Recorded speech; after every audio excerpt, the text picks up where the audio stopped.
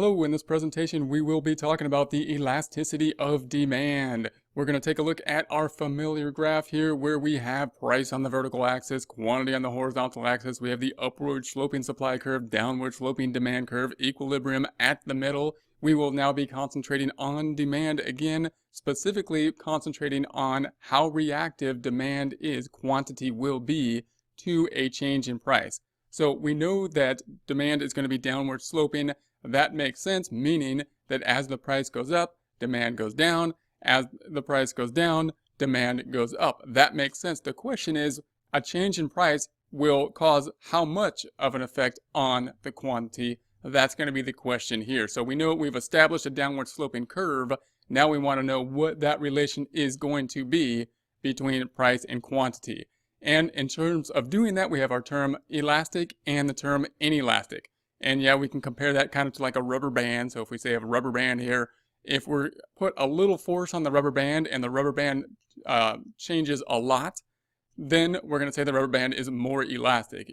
A little force can stretch out the rubber band a lot more elastic. In terms of our product, we're saying a change in price has a large change in quantity. So the force we will be putting in place is a change in price, and we're trying to see what will happen then to quantity. How much will quantity change with a change in price? So if we talk about something like a pizza, we could see our downward sloping demand curve, and we'll say here's 1 point in terms of price, here's the price, here's that quantity. If we make a relatively small change, a small decrease in price in this case, then we can see that we have a relatively large change in quantity, meaning that we have more of an elastic product here in terms of pizza. The price changing in pizza will have a large effect on the quantity, and we'll talk about why that will be later, but the main factor is going to be substitutes, meaning if the price changes for pizza, we might buy something else, and therefore any change in price could change quantity fairly drastically, as opposed to if we're talking about something that is inelastic. Our analogy with the rubber band would be that we have a rubber band, we put a little force on the rubber band, and it doesn't change much at all. It doesn't change. That would mean the rubber band's not very stretchy, not very elastic in this case. So it's inelastic. Inelastic in terms of our pressures, in terms of price, is going to result in not too much change in quantity. So therefore, inelastic, a change in price has a small change in quantity. If we think about something like a prescription drug, if we think about a prescription drug and you have to take one a day to stay alive, something like that, that would have a pretty inelastic curve, and that would be more of a vertical sloping curve.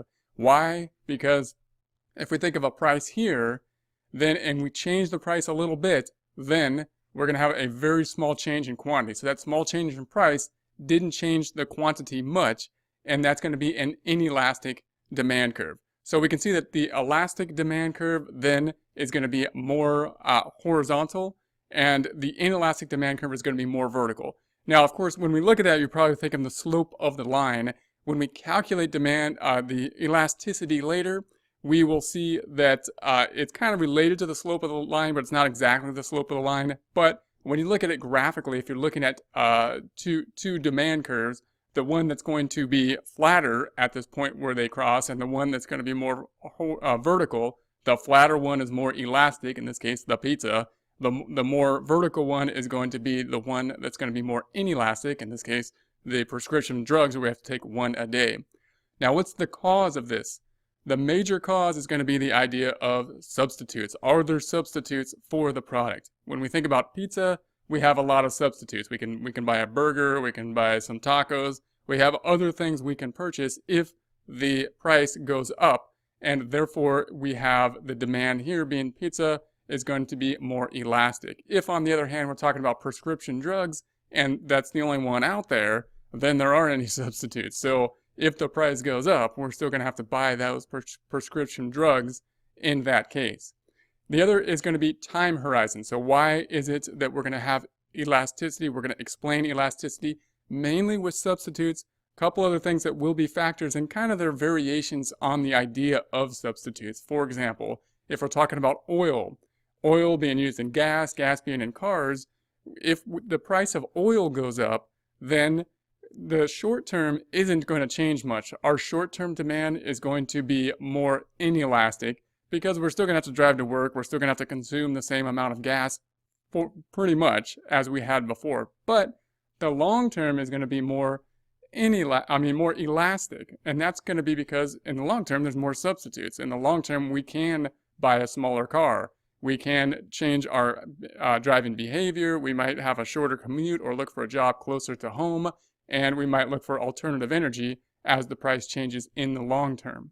We then have the concept of classification to explain the elasticity. If we have the classification to be a narrow classification, such as just pizza, we're just talking about pizza, then there's going to be more substitutes for pizza. We can substitute other things for pizza, and we're going to have more of an elastic demand curve in that case. If we're talking about a very broad category, like food overall, food is the category, then we're going to have more of an inelastic demand curve because there's not going to be substitutes, of course, for food in general, if that's the entire category that we are talking about. We then have necessity versus luxury to explain the elasticities, and that would be the idea that, for example, if we had the prescription drugs being a necessity, in this case, life or death necessity, that would be more of an inelastic vertical demand curve. If we're talking about something like coffee, maybe that's going to be less of a necessity, and therefore we're going to have more of an elastic demand curve.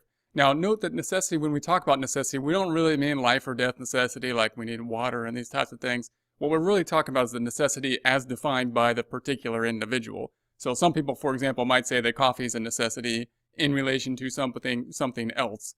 And for that, they then would then have a more inelastic demand curve for coffee than, say, something else. Someone else may have a different perspective on it. They might say that coffee's not very necessary, and they're more than willing to trade coffee for tea or an energy drink or something like that. Size versus the budget. So when we're talking about something like a large purchase, then like a car, that means that people are going to shop around for that large purchase, and the change in price is going to have an effect on them. They're going to look for substitutes, and they're going to notice that change in price because it's a large part of their budget. Therefore, the larger versus the budget means that we're going to have a more elastic demand curve. People are going to look for those substitutes.